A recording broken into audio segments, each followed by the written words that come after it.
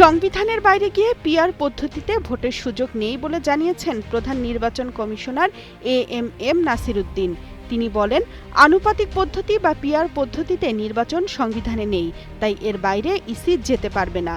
CEC বলেন, এ নিয়ে রাজনৈতিক তর্ক বিতর্ক চললেও নির্বাচন কমিশনের এগুলো কাজ নয়। তবে আইন পরিবর্তন হলে পিআর পদ্ধতিতে ভোট হবে বলেও নিশ্চিত করেন তিনি। ২৩ আগস্ট রাজশাহীর লোক প্রশাসন ভবনে রাজশাহী অঞ্চলের নির্বাচন কর্মকর্তাদের সঙ্গে মতবিনিময় সভায় একথা বলেন সিইসি। প্রধান নির্বাচন কমিশনার জানান, বর্তমান কমিশন পক্ষপাতিত্ব করছে না।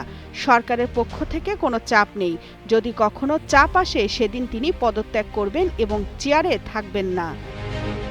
সিইসি জানান, আওয়ামী লীগের কার্যক্রম নিষিদ্ধ রয়েছে, রায় হয়নি, বিচার প্রক্রিয়াও সম্পন্ন হয়নি।